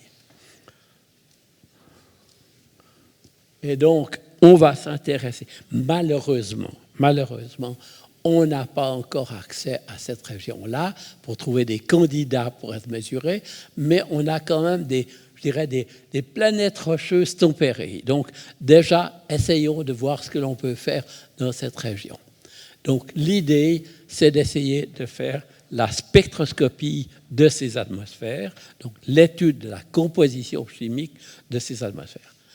Malheureusement, pour l'instant, le télescope James Webb n'arrive pas à mesurer l'effet de l'atmosphère d'une planète comme la Terre. L'atmosphère de la Terre est tellement fine, elle va modifier tellement peu le spectre qu'on reçoit de l'étoile, eh bien, même le James Webb ne pourra pas le faire. Il arrive à des planètes un peu plus grosses, mais pas. Alors maintenant, on va vous donner un exemple qui sera plutôt celui d'une planète géante, parce que simplement, c'est beaucoup plus facile à illustrer ce qui se passe. Eh bien donc, quand vous avez le passage de la planète devant, vous répétez la mesure, vous faites en même temps la mesure du contraste en différentes longueurs d'onde, et c'est une mesure de l'opacité. Pourquoi? Parce qu'imaginez que j'ai passé de main, Shiva aurait l'avantage ici. Si vous avez une planète gazeuse et vous regardez dans un domaine de longueur d'onde qui se fait stopper très haut, donc l'opacité du milieu est telle que la lumière n'entrerait pas. Donc la planète paraît très grande. Inversement, si vous regardez dans une longueur d'onde où l'opacité est très faible, donc la lumière entre très profondément, vous aurez l'impression que la planète est plus petite. Donc, si vous répétez à différentes longueurs d'onde, vous aurez des contrastes de passage du transit qui seront différents et vous pourrez regarder l'opacité du milieu de la planète elle-même, pas de la toile, de l'atmosphère de la planète en fonction de la longueur d'onde. Et ça a été fait. Et c'est fait maintenant fréquemment avec le télescope spatial. Et ici, c'est la même étoile mesurée à différentes longueurs d'onde. Et vous avez un changement, alors évidemment, ils ont été décalés, mais un changement de la profondeur de ces transits en fonction du temps et de la longueur d'onde, je veux dire. Et ici, vous voyez le résultat qui a été fait pour une exoplanète gazeuse, ce n'est pas une rocheuse ici, eh bien vous voyez, c'est merveilleux, c'est simplement la profondeur, c'est rien de plus que la profondeur du transit en fonction de la longueur d'onde, ici essentiellement infrarouge, et on voit qu'on a des tas de caractéristiques qui nous montrent que l'opacité dans certaines longueurs d'onde est considérable, en particulier ici, dû au dioxyde de carbone qui montre une énorme opacité qui nous permet d'avoir un contraste. Regardez l'ordre de grandeur, ça c'est 2,1% et ça c'est 2,3%. Donc on voit ici qu'il y a une variation de l'ordre de 0,2%, donc 2 pour 1000. Donc regardez le nombre de photons qu'il vaut pour voir, pour arriver à détecter ce genre de variation. Et puis, etc. Eh bien, vous pouvez déterminer le monoxyde de carbone, l'eau, etc. Et on peut évidemment rêver de trouver des choses plus intéressantes par rapport à la thématique de la vie. Et c'est des transitions atomiques qu'on appelle des biomarqueurs. Donc, un mélange de molécules qui nous disent oui, très probablement, la chimie de la vie est à l'action dans cette atmosphère. Mais je vous rappelle ici que c'est encore que des planètes géantes, donc pas du tout ce que l'on aimerait pour étudier l'origine de la vie. Et peut-être c'est le moment de me relaxer un moment. Garde le micro. Ah oui. Merci Michel. Ok, donc pour parler l'exoplanétologie d'aujourd'hui et de demain, on ne peut pas ne pas mentionner l'ELT. L'ELT, c'est l'Extremely Large Telescope, c'est un projet européen. C'est un télescope qui est en construction. Là, j'ai pris des photos de la webcam le 21 juin, donc le week-end dernier, sur site. La coupole est construite, les portes du dôme donc sont construites. Et à l'intérieur, ça commence à se construire. Alors, c'est un panorama, on ne voit pas bien, tout est droit. Et donc, on va avoir un nouveau télescope qui va avoir à peu près 39 mètres de diamètre. Quand on a parlé de quelques télescopes, on a parlé de 8 mètres, on a parlé de 3,6 mètres. Là, on parle de 39 mètres de diamètre, fait avec à peu près 800 petits miroirs octogonaux alignés les uns aux autres. Et la première lumière, c'est-à-dire la première fois qu'il va regarder le ciel, c'est prévu pour 2030. Alors, disons-le, ce sera le plus grand, même de la génération des télescopes géants, ce sera le plus grand et ce sera le premier. Donc c'est bien, on a le plus gros. Ça sert à quoi, en fait, en astro, la taille quand même? À un moment, ça sert à quoi d'avoir un très grand miroir par rapport à ce dont on a parlé? Alors la réponse la plus simple serait de dire, grand miroir, beaucoup de lumière. Oui, mais ça ne fait pas forcément avancer le schmilblick. Alors si on reprend un peu notre explication, on va voir pourquoi ça va tout changer. Parce que par exemple, dans l'imagerie directe, j'ai dit, pour un miroir donné, c'est plus facile de voir quelque chose loin que près. Pour un miroir donné. En fait, que va-t-il se passer lorsque vous allez agrandir le miroir? Eh bien, vous allez pouvoir voir des choses plus près. En fait, vous allez pouvoir résoudre des choses qui sont plus près. Ce qui signifie qu'on va pouvoir aller voir des planètes peut-être plus près de leur étoile. Mais si on allie ça au fait qu'on a un plus grand miroir et qu'on va pouvoir capter plus de photons, on pourrait se dire on n'est peut-être pas obligé d'aller que faire des grosses planètes, peut-être qu'on pourrait le faire avec des plus petites planètes, et puis finalement, si on en a assez des photons, est-ce qu'on est obligé d'aller vers les jeunes ou est-ce qu'on ne pourrait pas aller vers les moins jeunes? Et puis on pourrait même imaginer aller vers les planètes qui ne sont pas jeunes du tout, qui sont comme notre système solaire. Et cette fois, on les verrait par une autre méthode. Ce n'est pas la lumière émise, ce serait la lumière réfléchie. Et la lumière réfléchie, c'est la lumière qui provient de l'étoile, qui se réfléchit contre la planète et qui nous parvient. Et ça nous permettrait de détecter des planètes d'une toute autre manière, d'une manière pour l'instant qu'on ne maîtrise pas et qu'on ne fait pas, puisque pour l'instant, on l'a dit, c'est que pour les planètes les plus jeunes. Alors, si on le met dans notre graphique, qu'est-ce que ça veut dire? Ça veut dire qu'on va aller vers les planètes moins massives, plus près de leur étoile, mais surtout moins jeunes. On va pouvoir aller vers les systèmes qui ressemblent aux nôtres. On va pouvoir un peu aller vers les analogues aux nôtres. Mais ça, c'est pour la détectabilité.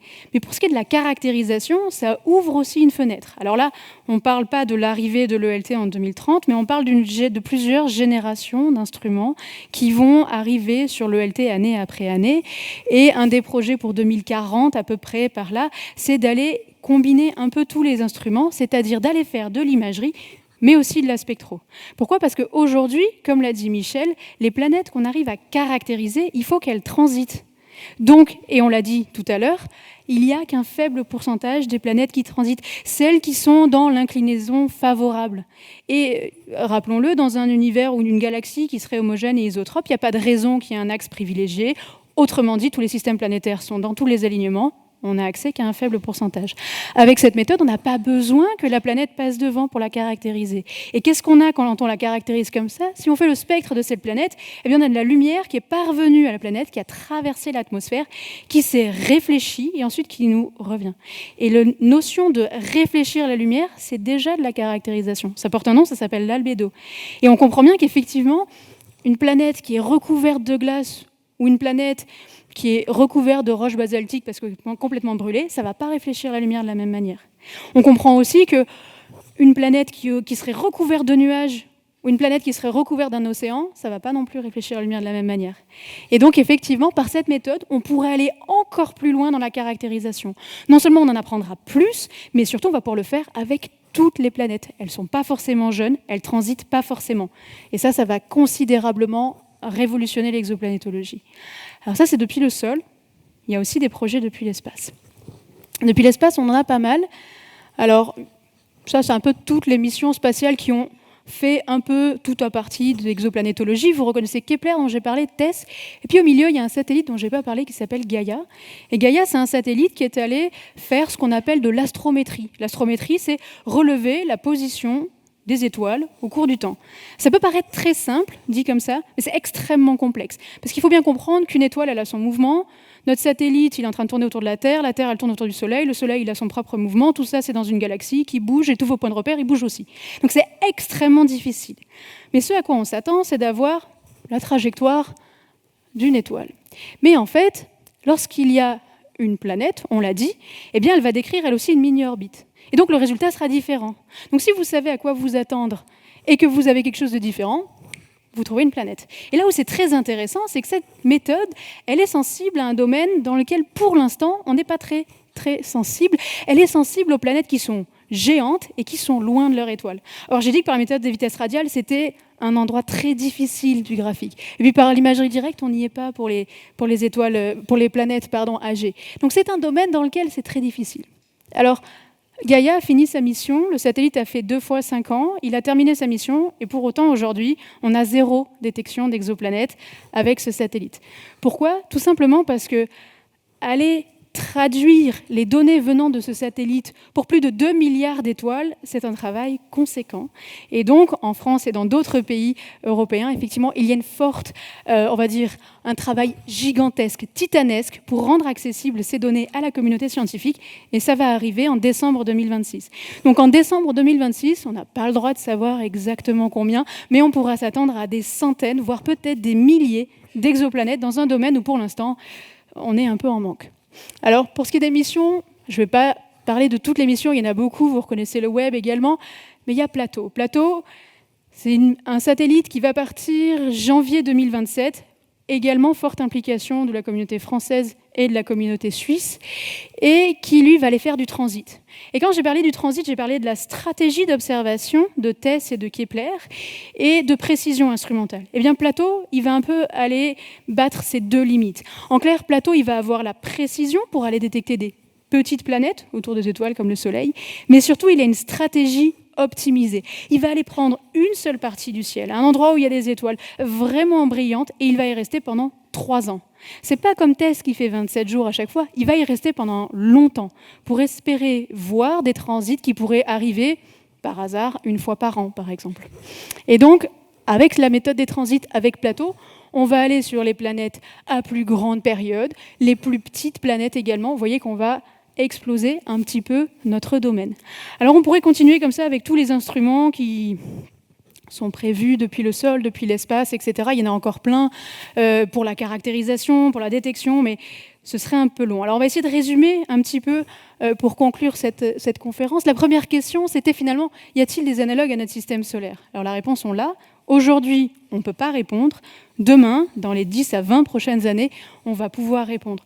Pourquoi ? Parce que vous avez vu qu'avec chaque méthode, on a vu les limites, on a identifié quels leviers il fallait actionner pour aller vers de nouveaux domaines, et notamment les domaines dans lesquels il y a les planètes de notre système solaire. Et donc, dans les 10 à 20 prochaines années, on va y arriver.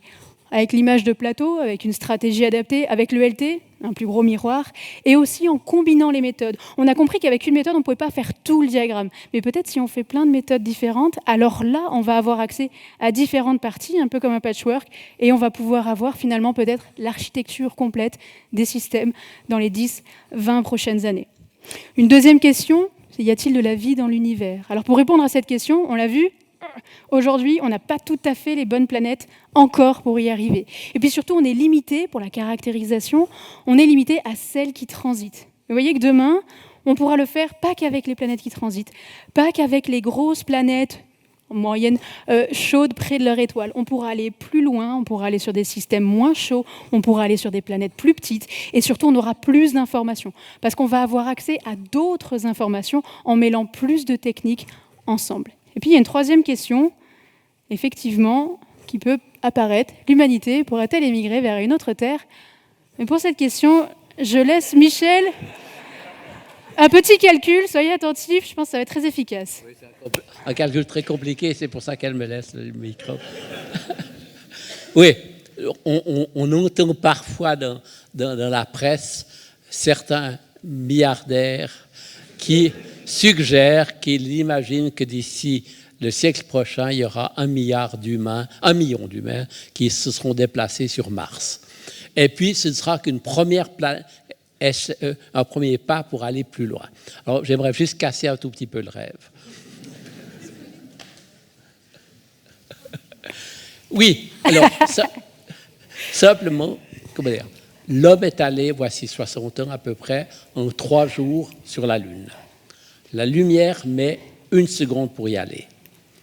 Alors maintenant, imaginons que dans nos prochaines recherches d'exoplanètes, on trouve une analogue parfaite de la Terre, ou en tout cas où la zone d'habitabilité est parfaite pour justifier éventuellement d'émigrer sur cet endroit-là. Alors, disons qu'elle est vraiment une voisine. Disons, on a beaucoup de chance, elle n'est qu'à 30 années-lumière. Voilà. Eh bien, 30 années, c'est déjà 1 milliard de secondes. Donc, si vous allez avec Apollo 11, eh bien, vous irez en 1 milliard de fois 3 jours. Bon, ça commence à devenir long.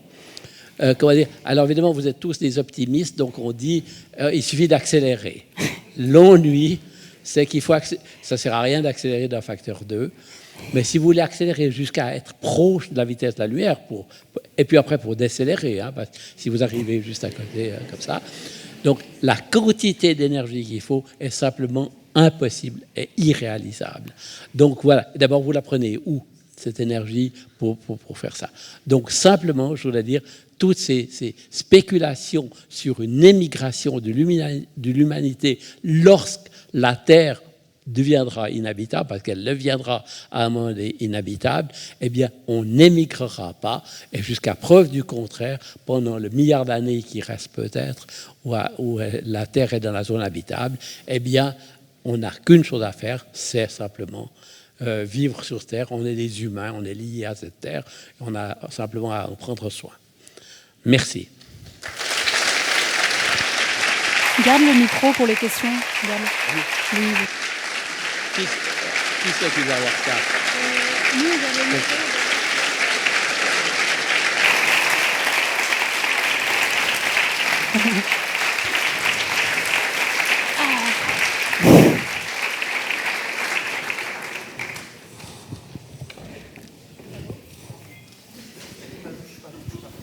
Ok. Bah non, ça... Si, regarde. C'est bon, ça marche? Oui. Merci beaucoup pour cette présentation. Maintenant, on va prendre les questions. Lorsque vous posez une question, s'il vous plaît, levez-vous et attendez le micro. Oui, parce que comme vous le savez, on capte les images et c'est toujours intéressant de bien comprendre les questions et voilà. Donc, Et pour les intervenants aussi, c'est important de savoir qui pose la question. On va se lever, nous. Alors, on cherche, donc est-ce qu'il y a des premières questions? On imagine que tout le monde qu'ils n'ont pas donné toutes les réponses. Ah oui. Donc, je vais vous donner. C'est Musk. Ouais, je fais ça. Bonsoir, merci pour cette présentation, c'était super. Je m'y connais pas du tout en exoplanète. J'ai vu sur certains diagrammes qu'il y avait des méthodes qui étaient mentionnées de microlensing. Est-ce qu'on pourrait avoir un peu plus de détails sur cette méthode? Ouais. Tu veux le faire ou je le fais? J'y vais? Ouais. Ouais, je vais pas. Je sais pas, c'est un peu désagréable. Oh, c'est bon, il y a du C'est calme, bon, c'est l'orage, on va dire. Ok. Le microlensing, c'est une méthode qui effectivement utilise un autre effet. Alors, c'est aussi la conséquence de la planète, mais pas sur l'étoile. C'est effectivement d'utiliser le fait que, sur la relativité générale, c'est que la masse de la planète, elle va faire une microlentille gravitationnelle, donc elle va dévier les rayons de la lumière. Elle est assez efficace depuis quelques années. On en parle assez peu parce qu'elle ne permet pas une caractérisation du système à proprement parler. Elle permet un peu, si tu veux, une détection, un peu en snapshot, et on va la détecter, puis c'est tout. Et c'est pour ça que cette méthode, elle apparaît dans le bilan de toutes les méthodes. Et après, tu as vu, quand j'ai mis la température effective, hop, elle disparaissait, parce qu'on ne peut pas caractériser. Par contre, pour ce qui est de la statistique, c'est une méthode extrêmement efficace, parce que ça en détecte énormément.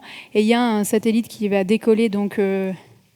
août 2026, Roman Space Telescope, qui va aller détecter effectivement ce genre de enfin, avec cette méthode et probablement des masses toutes petites. Je ne sais pas si tu veux compléter.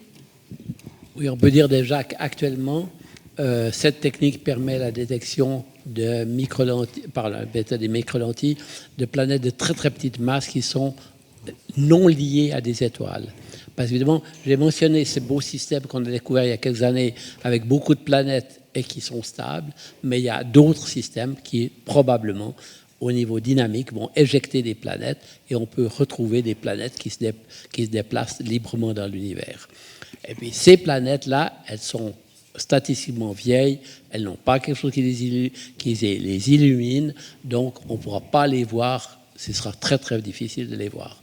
Et néanmoins, grâce aux microlentilles, eh bien, on va pouvoir les voir passer de temps en temps dans les étoiles et on pourra faire des statistiques de tous ces objets qui sont librement, qui se déplacent dans l'univers. Un tout nouveau domaine.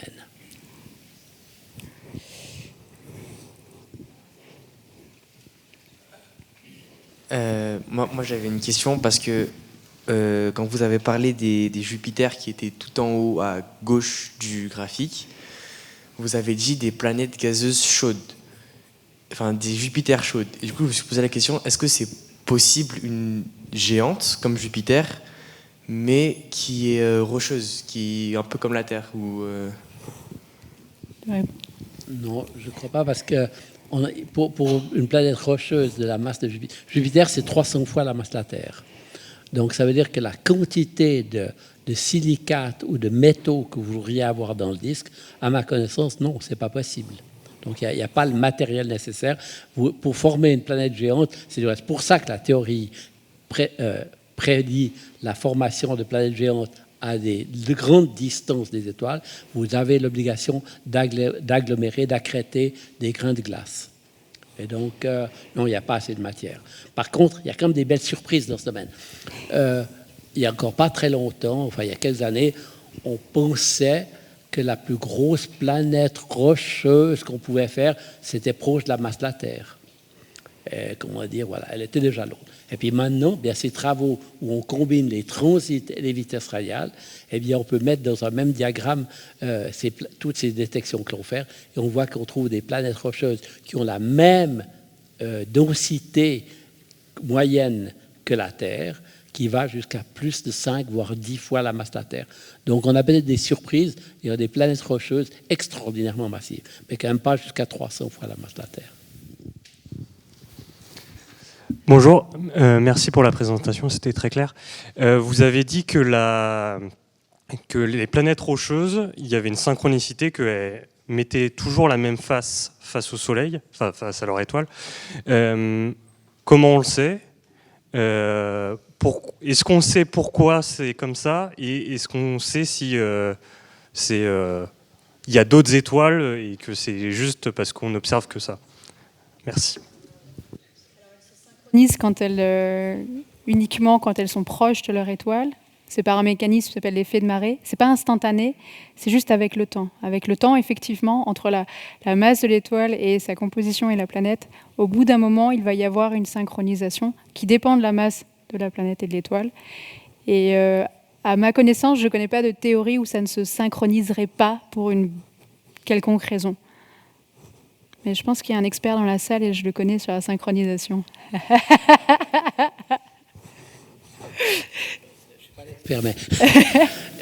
C'est simplement le phénomène que vous observez avec la Lune. Oui.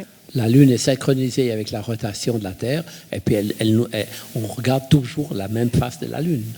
Donc ce phénomène est omniprésent dans tous les systèmes proches.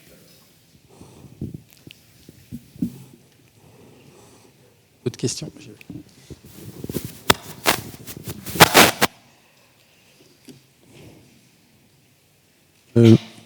Oui, dans la question sur la vie, du coup, nous, on a des planètes dans notre système solaire. Et quelles sont les observations qui permettraient de dire que peut-être des satellites émerge la vie ? Bonne question. Difficile question.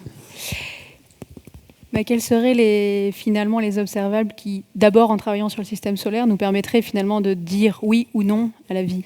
Et ça, c'est une question qui n'est pas tranchée et dans laquelle nous n'avons pas la réponse. C'est-à-dire que pour l'instant, on n'est pas capable de dire qu'est-ce qui, comme observable, serait un traceur direct de la vie. Ça, on ne peut pas le faire pour l'instant, parce qu'à chaque fois, c'est extrêmement complexe. Ce sont des relations entre beaucoup de phénomènes, et on a du mal à pouvoir dire « Ah ben ça, c'est dû que à la vie ». Il y a de la géologie, il y a de la chimie, il y a de l'évolution de climat, et ces interactions, elles font qu'on a du mal.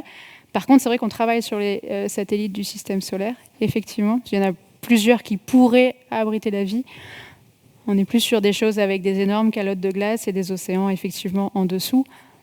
Pour pouvoir les détecter, c'est pas encore demain malheureusement. Vas-y. Les astronomes, ils cherchent toujours des planètes rocheuses qui sont telles qu'il y a de l'eau liquide à la surface. Alors on se dit, mais pourquoi? Est-ce que c'est simplement parce qu'on est bien ici et puis qu'on aimerait trouver la même chose? Non, moi j'ai une vision peut-être un peu naïve du problème. Bon, d'abord, l'eau, c'est un solvant qui aide extraordinairement aux réactions chimiques. Donc la notion déjà, l'eau liquide, elle favorise déjà cet aspect-là. Mais en outre, il y a une des caractéristiques qui, pour moi, me paraît fondamentale dans la vie, c'est la transmission de l'information d'une génération à l'autre.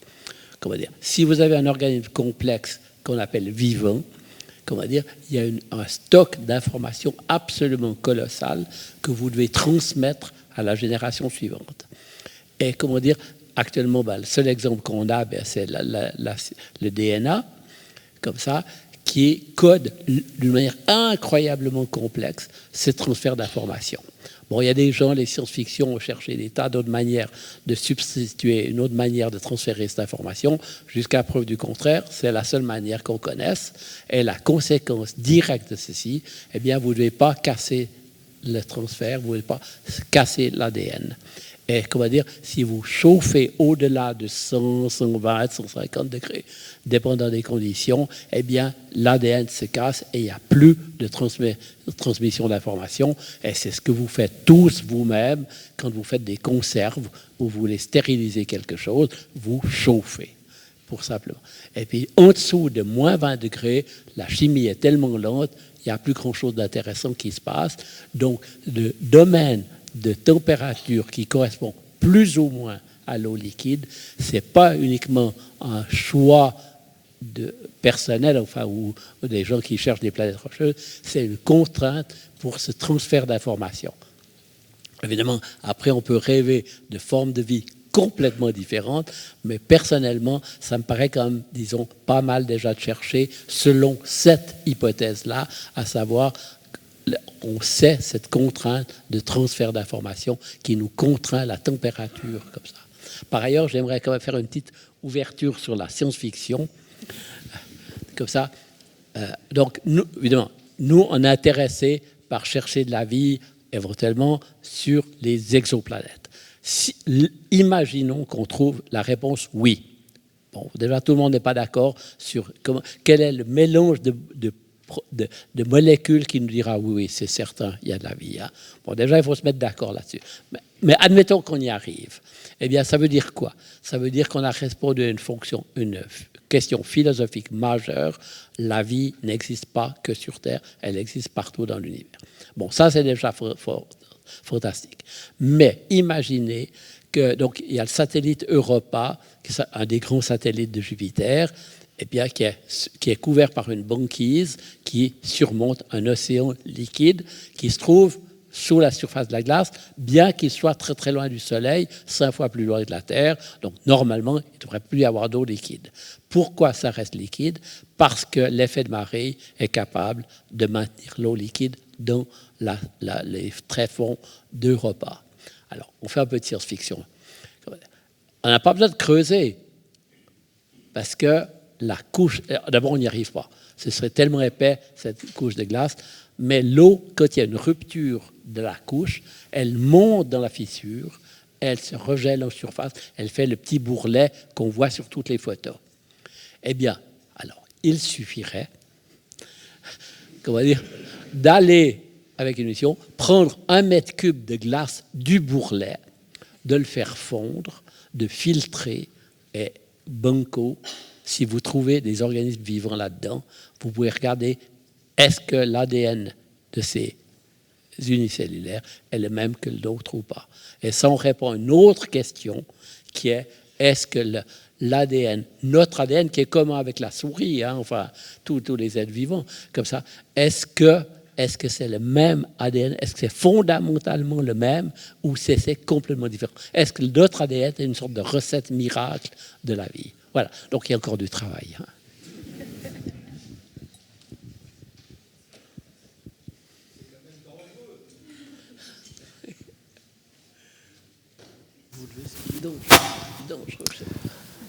Bonsoir, merci beaucoup pour la présentation. J'avais une question sur une photo que vous avez montrée où il y a les exoplanètes qu'on a découvertes situées dans la Voie lactée, qui sont toutes dans l'environnement proche du Soleil. La question, c'était de savoir, est-ce que les étoiles qui sont plus lointaines, donc qui pourraient abriter des exoplanètes, c'est une limite technologique, elles ne sont pas assez brillantes ou trop difficiles à détecter, ou c'est juste qu'on a préféré faire celles qui sont proches parce que plus de signal? Et deuxième question aussi dedans, c'est est-ce que si on peut se limiter qu'aux étoiles et aux exoplanètes proches de la nôtre, est-ce que ce serait un échantillon représentatif de toutes les exoplanètes, ou est-ce qu'il peut y avoir des endroits dans la Voie lactée où les planètes se forment de manière un peu plus bizarre ou autre? Peut-être je peux répondre partiellement à différentes de ces questions. Bon, d'abord, les orbites des étoiles dans la galaxie sont telles qu'il y a un bon mélange. Donc, il n'y a aucune raison de croire que nos 30 ou 50 ou 100 années-lumière autour de nous sont vraiment spécifiques comme ça. Maintenant, c'est vrai qu'il y a une différence de composition chimique moyenne entre le centre et les bords de la galaxie. Donc, il y a plus de métaux, enfin, ou de composés plus massifs que l'hydrogène et l'hélium dans les régions centrales. Donc, probablement, c'est un facteur favorable pour la formation des systèmes planétaires ou des planètes rocheuses dans les régions centrales. Mais c'est un phénomène, je dirais, marginal par rapport à toutes ces questions-là. Par contre, moi, je peux dire du mal, parce que je suis associé à un travail. On a trouvé des planètes dans les fenêtres de Bade, dans les régions centrales de notre galaxie. Donc, je ne sais pas, 7-8 kiloparsecs, comme ça. Comment on l'a fait?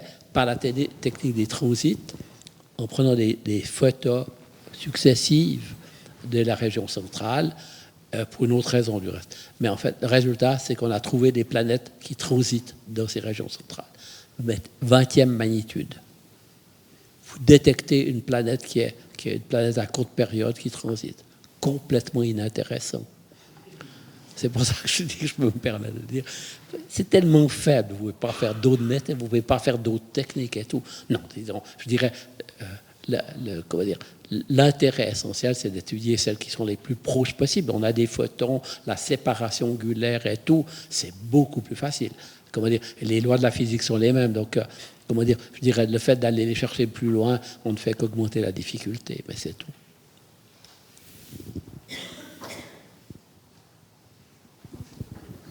À peu près, d'accord. Elles sont voilà. pas assez. Alors, ma question est la suivante. J'ai cru comprendre qu'on avait détecté dans certaines météorites des éléments chimiques qui pourraient être impliqués dans le processus de vie. Alors d'abord, je ne sais pas si c'est une bonne information ou pas, mais si c'est une bonne information, est-ce que ces météorites se baladent partout dans l'univers ?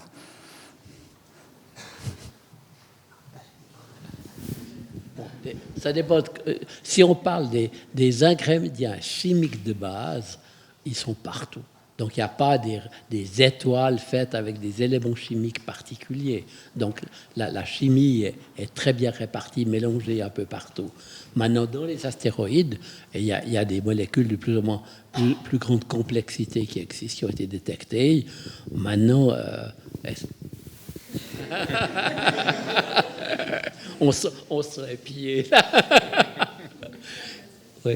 Non, comment dire, des acides aminés, c'est clair, ou des choses comme ça, des briques élémentaires de la vie ont été détectées ailleurs. Par ailleurs, moi, sous-jacent à ce genre de question, c'est la panspermie, à savoir est-ce que la vie ou les ingrédients basiques de la vie ont été apportés sur Terre. Comment dire, c'est une manière de repousser la difficulté en dehors. Enfin, ça me paraît... Imaginez la surface de la Terre avec des conditions chimiques différentes, des températures différentes, etc. Et puis, vous avez des milliards d'années pour faire des expériences. Et comment dire, c'est bien plus riche que le milieu interstellaire, enfin, pour là, comme ça. Donc, personnellement, je ne suis pas un fan de la panspermie.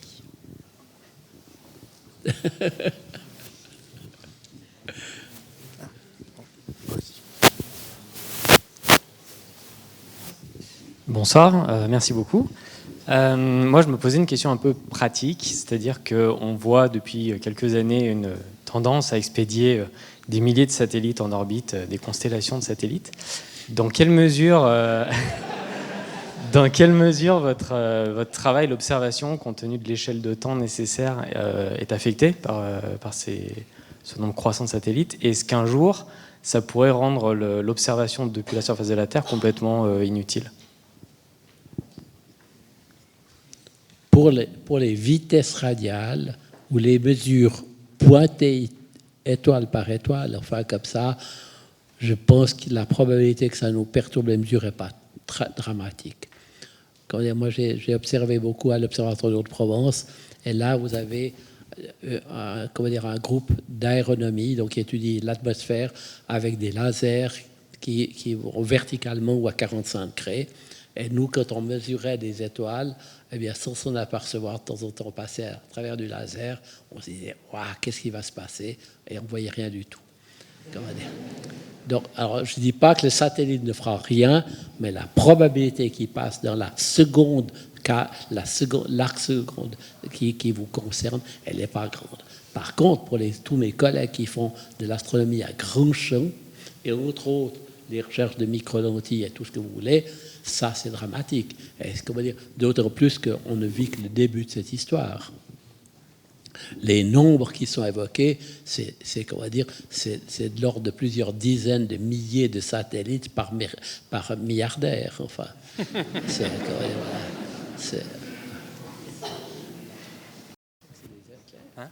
Salut Lucille et Michel, super présentation. J'ai une question un peu pour Michel, plus une question historique et philosophique. Comment la planète et les humains ils ont réagi à cette découverte de la première exoplanète? Est-ce que ça a vraiment changé quelque chose au sein de la science? Comment le monde il a réagi? Parce que j'imagine par exemple si on découvrait la vie, ça changerait vraiment, tout le monde en parlerait tout le temps, etc. Comment les gens ils ont réagi à cette découverte? Il y a des aspects amusants ou autres. Il y a d'abord des collègues qui ont, pour plus ou moins bonne raison, ont refusé d'y croire. Mais c'est normal dans la science, hein, et on à explorer des explications alternatives, disons comme ça. Voilà, c'est des choses normales, puis il faut attendre une année ou deux jusqu'à ce qu'on ait convaincu tout le monde. Mais ce doute, on l'avait nous-mêmes au début, donc enfin, il n'y a rien de répréhensible là derrière. Comme ça c'est un aspect. Puis après, il y a, je dirais, une chose qui arrive fréquemment pour beaucoup d'entre nous, c'est quand il y a une annonce qui est faite, vous recevez des téléphones des journalistes qui vous posent des questions, qu'est-ce que vous en pensez, et vous n'avez pas eu accès à l'information de base. Donc vous dites n'importe quoi.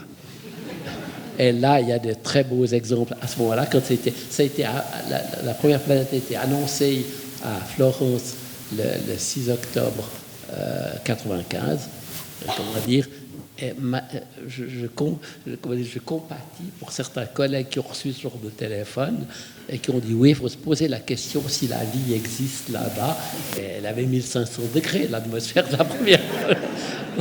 Voilà, alors, mais bon, voilà, quoi. On peut se faire. Je rigole, mais je me suis fait piéger, bon, aussi, des fois.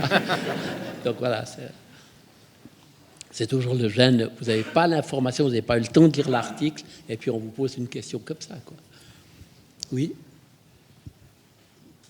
Merci. Merci pour cette conférence. J'ai une question par rapport à... Je me souviens honnêtement plus du tout du nom de cette équation, mais il me semble qu'il y a plusieurs équations qui ont été... Ouais, voilà, exactement.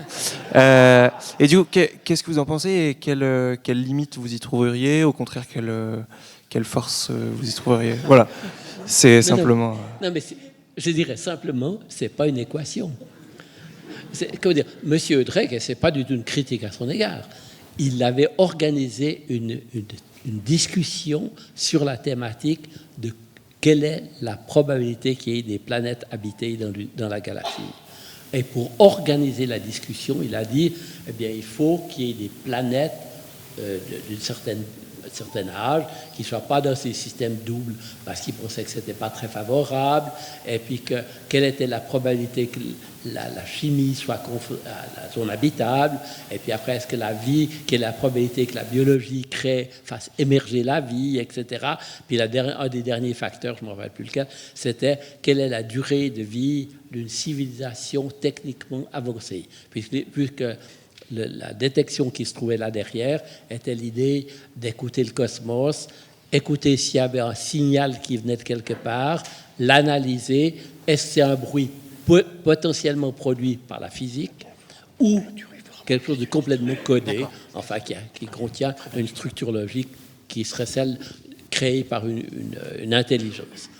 Et pour organiser la discussion, il a dit nombre de planètes dans la galaxie égale nombre d'étoiles dans la galaxie, fois, et puis c'était tout. Donc ça ne répond à rien, vous organisez notre ignorance, c'est tout.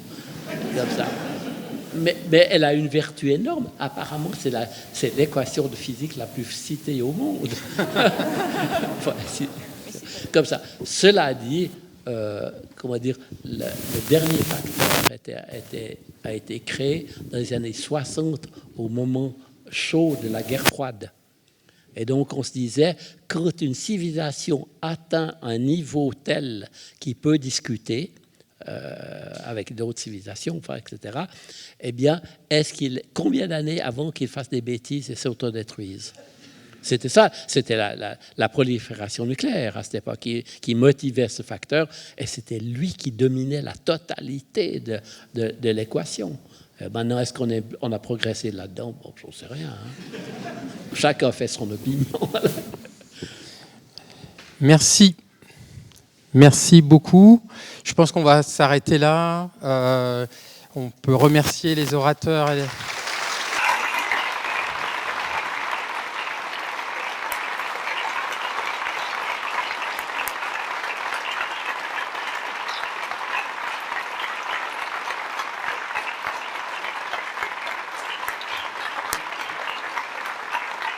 Donc voilà, on vous souhaite une bonne soirée. On n'a pas été très élégant par rapport à certains de nos collègues instrumentalistes de Grenoble qui font des prodiges justement pour voir les planètes, faire de l'imagerie, etc. On pourrait refaire plusieurs conférences de ce genre-là pour aussi aborder ces problèmes-là.